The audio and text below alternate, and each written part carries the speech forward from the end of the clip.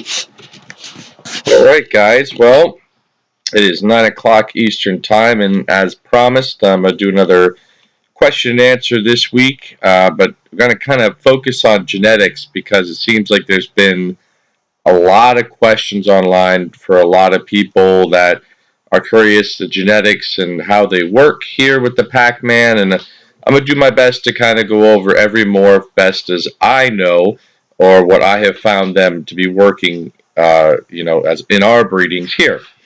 And a lot of these genetics are quite the same as you'll find in other uh, sectors like ball pythons and leopard geckos and things like that. So first, let's do a little background of the different genetics that you can have. And I am going to take questions, guys. It is going to happen, so just feel free to type them on the side. But once we get through a couple of these topics.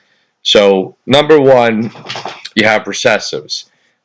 Recessive in frog is quite easy because we don't have that many of them. We have albinos. And basically what a recessive means is it's two animals that are carrying the same gene, which are heterozygous, can make albinos. So if you have two greens that are het albino, you can breed those together and you're going to produce albinos and greens. Now, if you have two albinos, they're going to produce all albinos because they're visually showing the recessive trait. So what's weird about the recessive traits is it can be hidden, and you don't really know until you breed these animals together. Obviously, albino, we only have one type of albino, meaning we don't have a caramel albino. I mean, there are strawberry albinos and apricot albinos and sunbursts, and we're going to get into that, but they're all the same type of albino. We don't have, T negative, T positives, and all that stuff. We simply haven't either found them or proliferated them yet. So that's albinos, the recessive.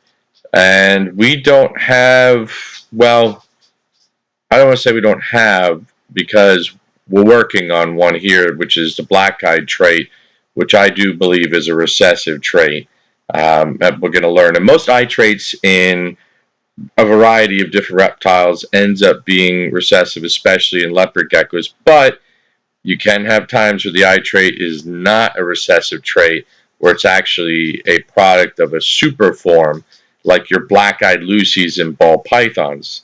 That's a super form. So codominance or indominance, meaning that the gene can produce itself. Basically, it doesn't need another copy. So if I breed a pastel albino, which I strongly believe it's at least dominant, maybe co-dominant, not going to know that for a while yet. So a pastel albino bred to anything can make pastels. Can make pastel albinos, can make regular pastels. The pastel gene itself, in the breedings that we've seen here, has been able to duplicate itself into animals that do not carry the pastel gene. Now, a codominant would have a super form. So you would breed basically two of these animals together. 50% would be your codom visual, so pastel albinos. You'd have a super form or super pastel albino, which we don't know that yet. And then 25% would be just plain Jane normals. They wouldn't be carrying the pastel gene.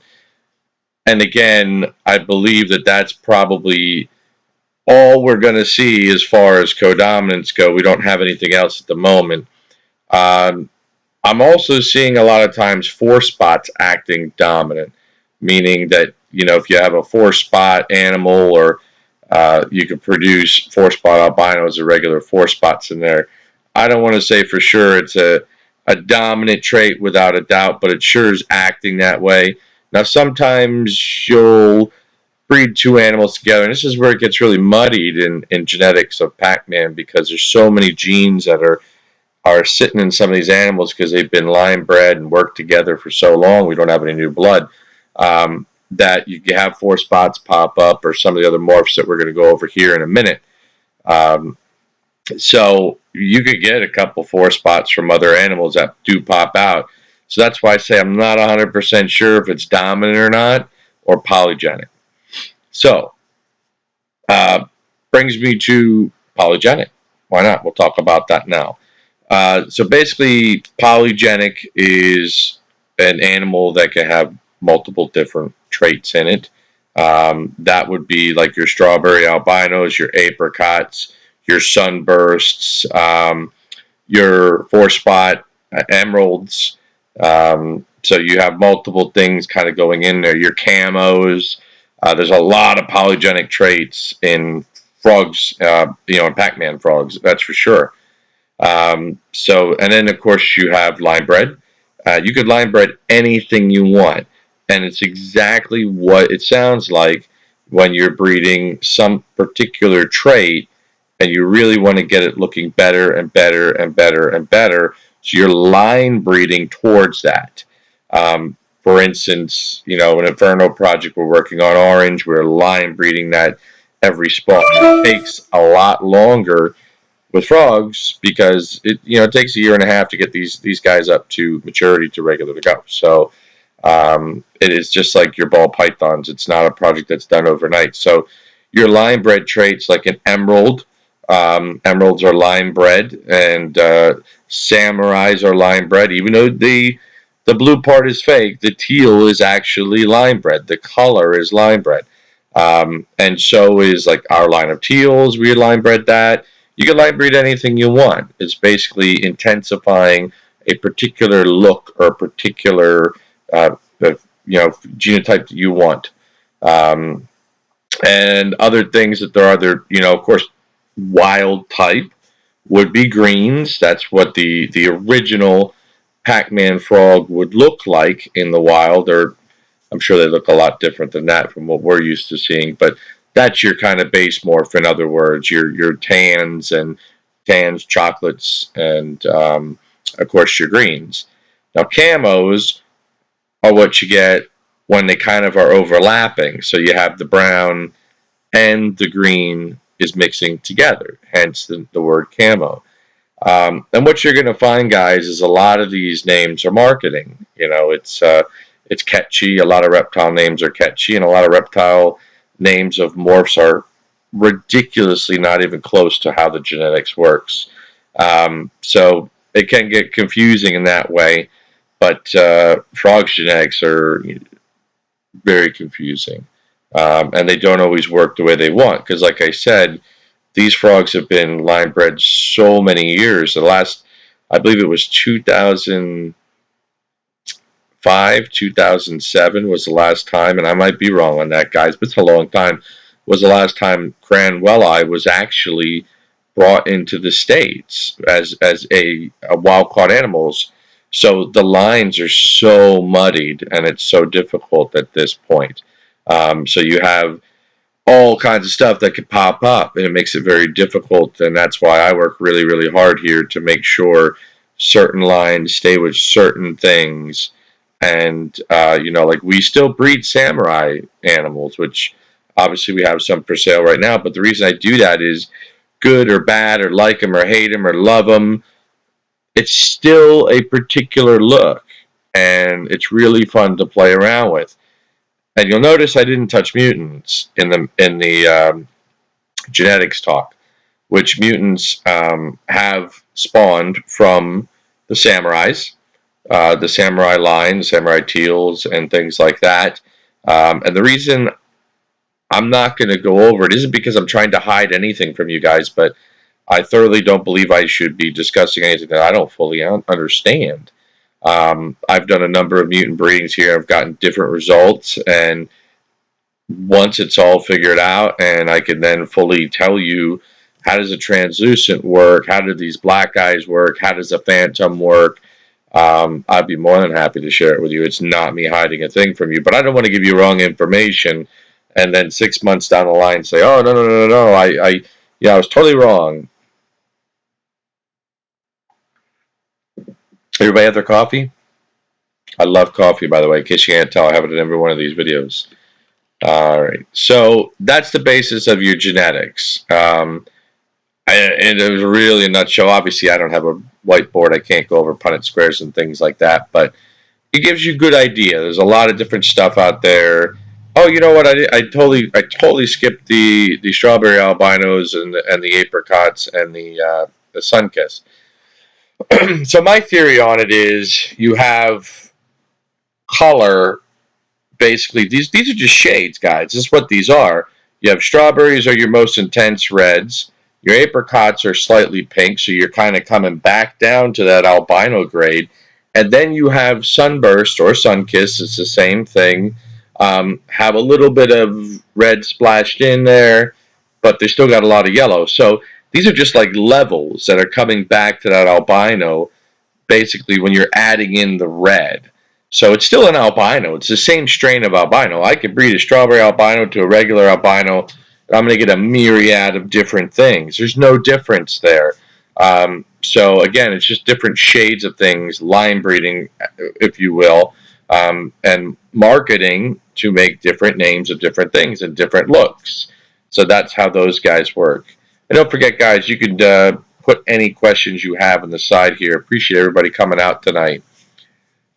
Is there an effort to bring in new blood to keep the lines healthy? It's a great question, Kelly. I try a lot to bring in things from overseas. It's very expensive. It's very touchy. You got to be careful who you're working with, and that's not to say that they're actually new blood. Unfortunately, if we want new blood, we need to get wild caught Cranwelli, and that's not going to happen anytime soon because you have to wait for the country of origin to decide they're going to import them. Now, lucky for us, Cornuta are regularly imported in. We do have some actual, it's one of the only wild caught animals that I have here at the facility because I can use it to make fantasies and I can use it to make regular Cornuta. So those we do have. But as far as all the other ones, your Josies, your Aritas, Brazilian horns, your ornates, it's been a really, really long time since we've seen them here in the States. And I have no idea when we're going to see them next.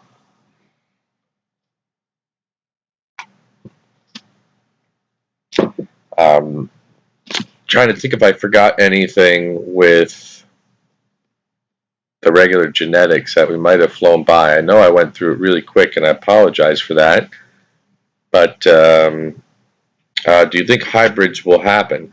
Hybrids already have happened, and it's kind of weird because this is one of the only hobbies to which hybrids are accepted and they're taken in and they're marketable. Fantasies are hybrids of Cornuta and Cranwelli, and people love them, and I think they're a beautiful frog. They are then like a mule, they are sterile. There's nothing, you can't, supposedly you can't breed them to make more offspring. Once they're hybrids, obviously then they're done. So, you know, are there other hybrids out there? Now there's talks and there's certain pictures of like uh, Orwells, which are ornate and Cranwell mixes.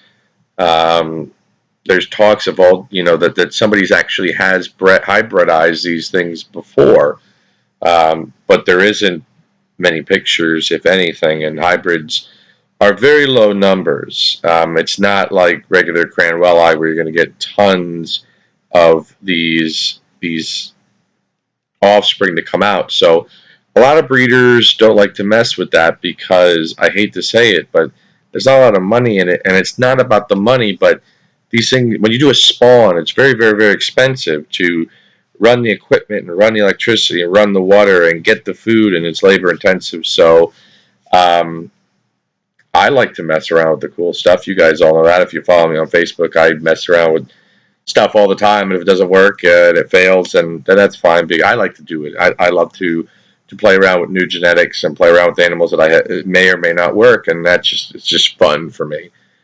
So you might see some hybrids out of me in the future. I don't know. It depends. Um, Dragon wings. I have a few dragon wings. I personally have not bred ornates yet. I plan on breeding ornates late summer or the fall of this year. So dragon wings are almost like a dying pattern. And for those of you who don't know what Kelly's talking about, the back pattern right above the eyes kind of looks like two lightning bolts or butterfly wings, which was coined dragon wing. It's in the ornates, and actually somebody ended up finding that in Cranwelli overseas. So there is that dragon wing pattern is an actual gene.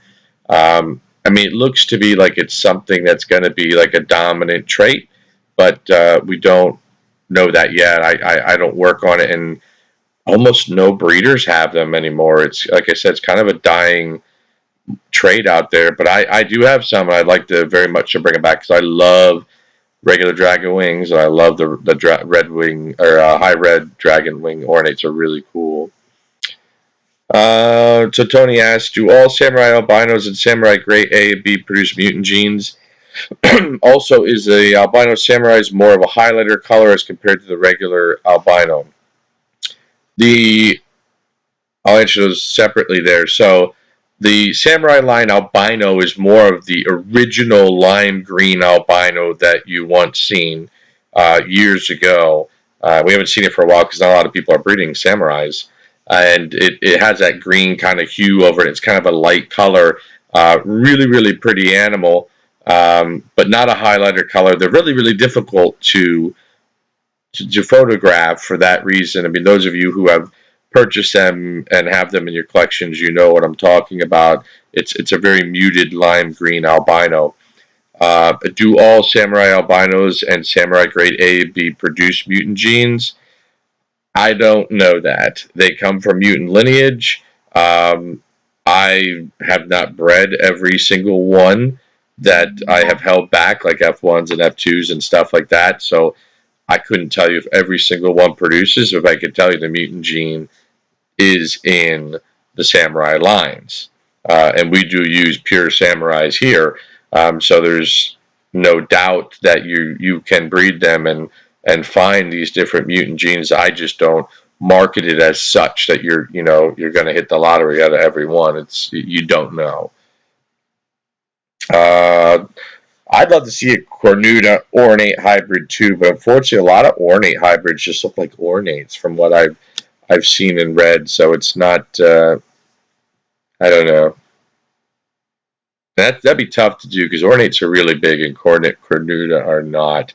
So and there's a lot of challenges when it comes to breeding when you're talking about size of the different animals too. So I don't know how easy that cross would actually be. You'd need, I guess you could do a male ornate to a female cornuta, and hopefully that would work. It'd be interesting.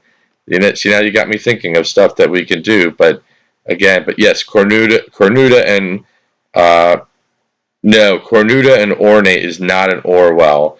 A Cranwell and an ornate is an Orwell because the well part is for Cranwelli.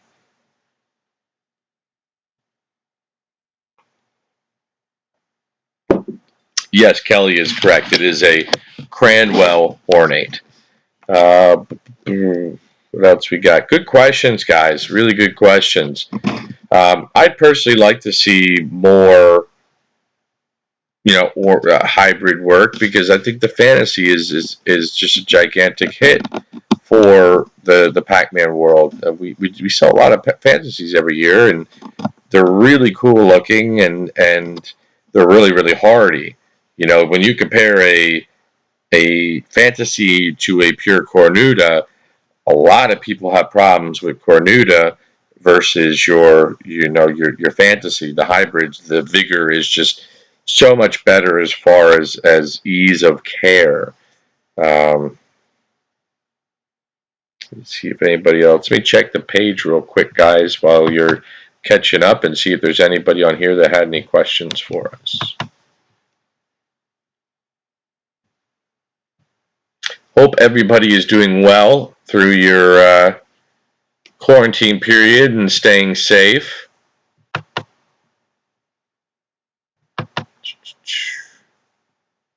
Getting ready for your Easter holiday this weekend. I hope you enjoy it with the family you have around you. Make sure to be safe when you are going out. I wouldn't go out if I were you, to be honest. I don't really go anywhere except for FedEx and here in the grocery store, but we got one. All right, there we go.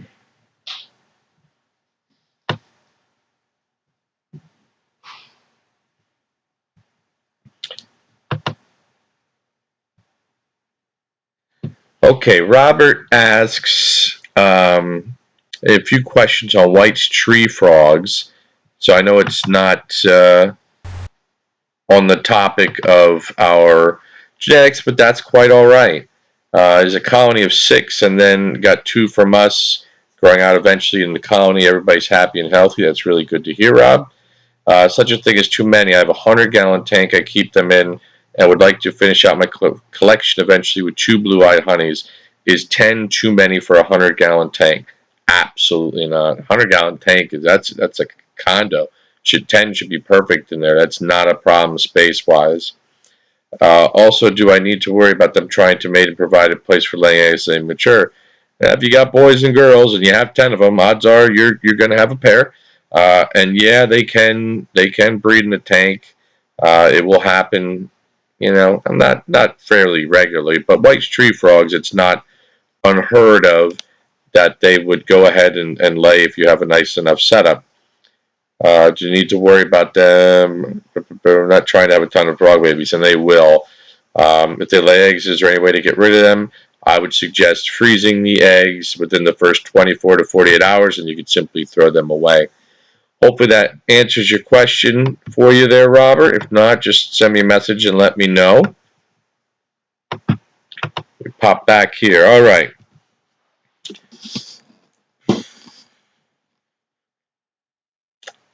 Breed enough fantasies, you'll find some that aren't sterile. That would be a needle in a haystack, and you would spend tens of thousands of dollars to do it. It would be cool, but at the end of the day, I don't know if you'd make something that much different than fantasies. So I think that would be you'd be going down a path that'd be really difficult. Tony said, if I recall, remember the pastel albino you mentioned was muted. In this case, which one is muted, the samurai albino or the pastel? They're both a different looking albino. Like I said, the samurai is more of a lime green albino.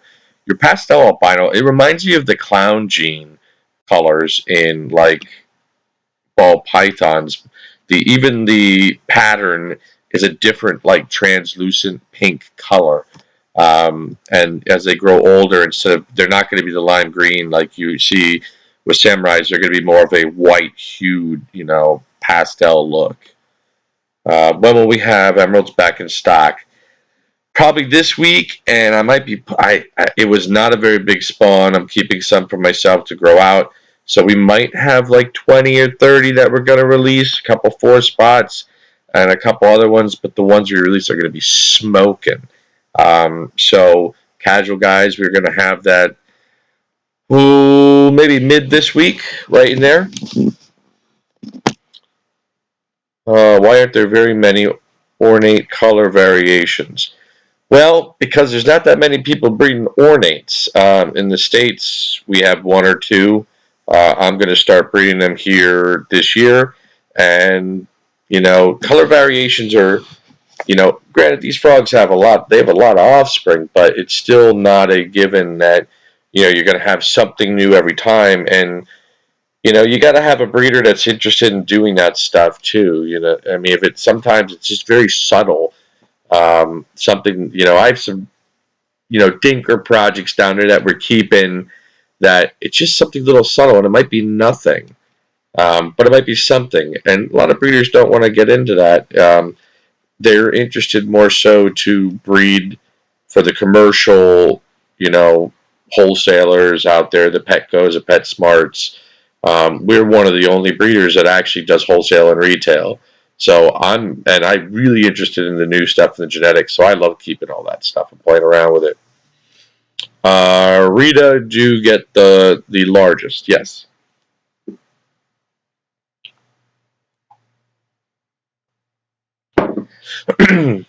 Yeah, Raven asks, what species do you see getting the largest? With the mutants, does it affect the size and appetite of adult mutant frog? Again, yeah, I think I don't know. I have some really really big Aritas. I'm sorry, ornates. But Aritas they do get very large. I think they probably do top them out. Mutants are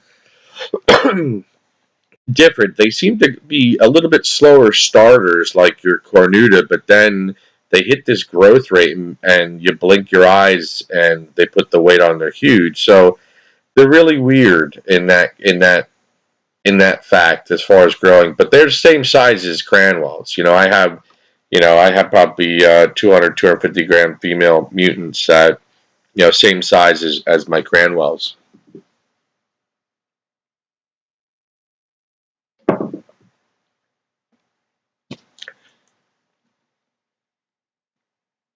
Oh yeah, Ritas used to be really, really expensive back in '05 too.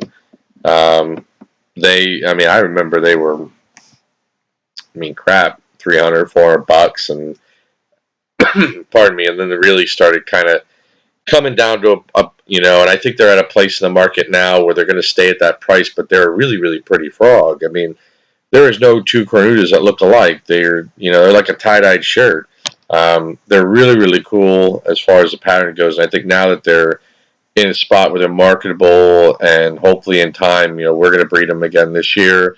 We could find some new stuff. Imagine an albino ornate or an albino arita.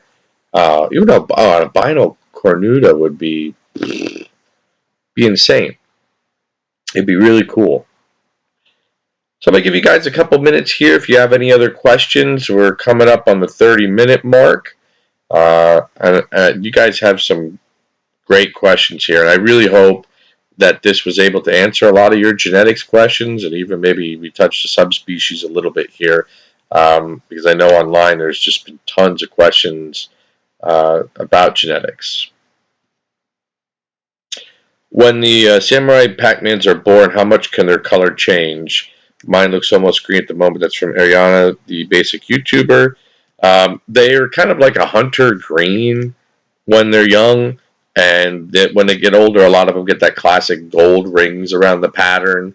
And that's why we don't ever call them blues. They're not going to be blue like the fake samurai blues that are on there. I refuse to call them that.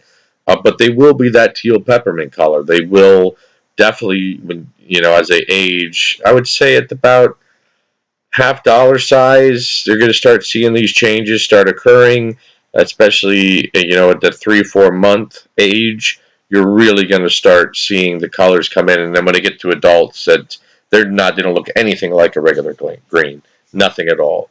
That's when they really start kind of shining, looking really good. What do you feed your frogs? All of our babies here get fed dusted crickets, because we have anywhere from 1,500 plus babies on. We simply can't, we are a breeder at the end of the day. We can't feed everyone pinkies or all that other kind of stuff. So we do feed crickets to all the animals that are here, and rodents to our breeders. Everybody gets fed a rodent every 7 to 10 days, depending on the size of the animal. If it's smaller, it'll get a pinky a little bit more frequently because they're smaller. Bigger meals will stretch out a little bit longer, and these animals have zero problems eating rodents their whole life. But keep in mind, we're breeders, and what we're asking our frogs to do is different than what you're asking your frogs to do. You're basically asking them to be a really pretty rock and an awesome pet, where they're not exuding any kind of energy for reproduction and breeding and things of that nature that take a lot of energy, and fat reserves and all that stuff. So we have to feed a little bit different diet for that, because if we fed night crawlers, we'd be going through a million night crawlers trying to keep these guys in shape for their breeding, and making sure everybody's healthy and can exude those nutrients as they're going through it. If you breed teals to regular Cranwells, what would you get? Would you get some teals? Yes, because teal is a line bred trait, so you're going to get basically, if you breed two really nice teals together, you're going to get more really nice teals, and maybe even the next step up, better looking teals than what you have. But if you go the other way around, so you breed your teal to a regular green, so you're muting it out, you're diluting the waters, so to speak, as far as the color goes, you're going to get a few teals, you're going to get a few greens, and you can get all these shades in between till you get down to that green. But you're never going to get better. You rarely, I shouldn't say never, nothing's ever never, but you're not going to really jump ahead with breeding it backwards to a green. It's kind of like breeding an orange animal to a yellow animal. It's kind of devolving the line breeding that you have just done with the animals. So um, it's you could do it and you'll make teals, but it's certainly not going to give you the best possible outcome that you can get there. Um, any authors and books do you recommend for Pac-Man care and breeding? Uh, I know Reptiles Magazines always has great things. There's some scientific literature out there on all different kinds of breeding frogs and different journals, and if you're a science buff and you like looking into that, there's a whole bunch of things like that. And a lot of the best information you'll find is sources that are looking naturalistically through where they're at in the wild. But there's definitely some good Pac-Man books. Top of my head, I don't know the authors. I read them; they're on the shelf. I'd have to look them up for you, but I can certainly do that. That's not a problem. Um, do you use calcium with the rodent feedings? No, there's absolutely no need to. Reason being is there's tons of calcium in the bones of these animals. Whether you're using adult rodents where the bone is already calcified, or you're using pinkies, because remember, if you're using smaller mice, are still weaning off of the adults. They still have milk in their bellies, hence they have a good calcium source, which is why snakes can eat rodents their whole life and never be supplemented as far as growing with their bones of calcium, because there's plenty of that already in the rodents. You don't need to do any dusting or any additional supplementation when you're feeding it to your animal there. Of course, you got to feed the rodent a really good diet before, hence gut loading. Make sure it's nutritious rodent. Supplementation's a great question, Raven. Um, what we use here, pretty much for all our frogs, highly recommend it. Calcium Plus Repashy. I also use the Supervite from Repashy, and I'll tell you the number one that people drop the ball on. I get this all the time when I talk to people about supplementation on the phone. Vitamin A. Vitamin A is extremely important to frogs, and it has to be the vitamin A that they can actually use. Repashy's is that. It's the retinol, and it works very well. They need it only if you're not breeding. They only need it like every other week. But the problem is if they don't have it, they run into issues. Number one is sticky tongue disease, which is actually the opposite of what you think it is, because the tongue doesn't get sticky. So when they go to eat, they have issues eating because the tongue and the mucous membranes aren't sticky, and they can't hold on to that food prey anymore. And the vitamin A is what helps metabolize and get that secretions to the mouth so that they can eat. So sticky tongue disease is actually the opposite. The tongue's not sticky at all, and it's quite easy to not to not get into, and that's just supplement your frog. Like I said, vitamin A, Calcium Plus, and Supervite is what we use here. Strongly recommend it. Can you breed a teal samurai and a cornuta and make crazy fantasies? That's a great question.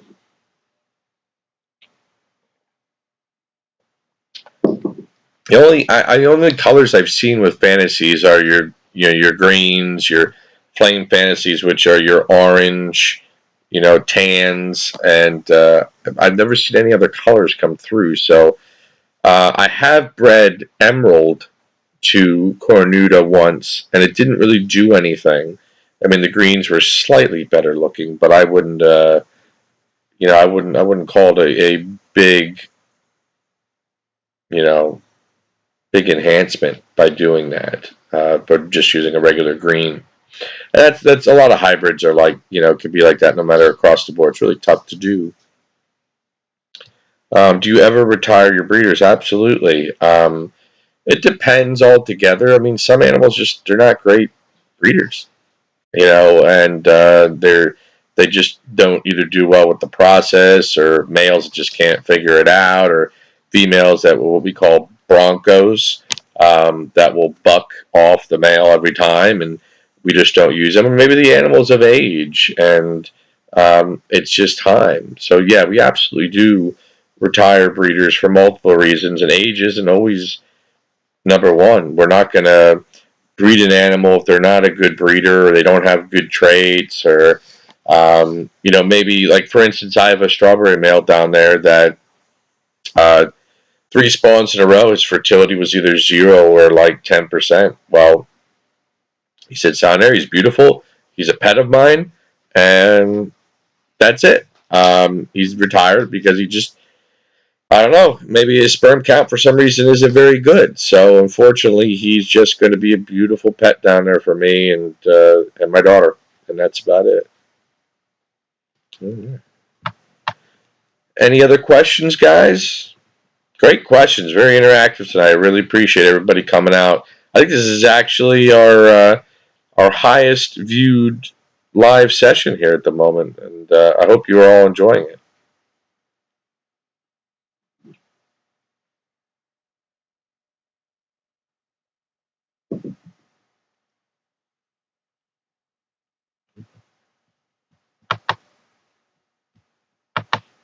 Just checking the page here quick, see if anybody else had any questions.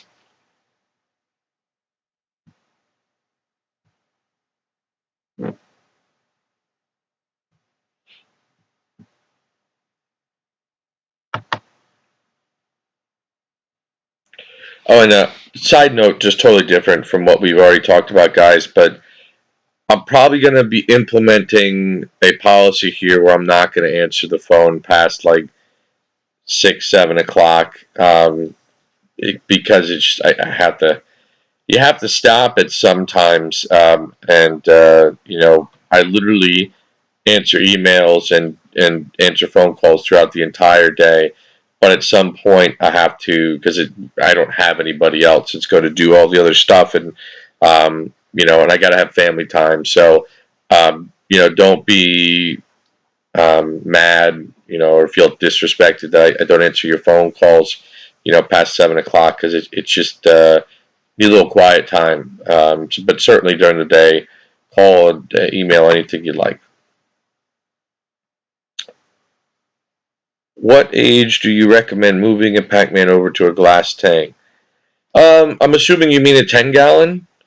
I'd normally go by size, not necessarily by age. Like a 10-gallon tank for a Pac-Man, I would say, almost palm size. Something that's, a good 3 to 4 inches would be fine for a 10-gallon tank. Where are you? I'm Bat Frog Forums. I'm not sure, Carlos, what the question is there, but I think I'm in Fat Frog Forums on Facebook.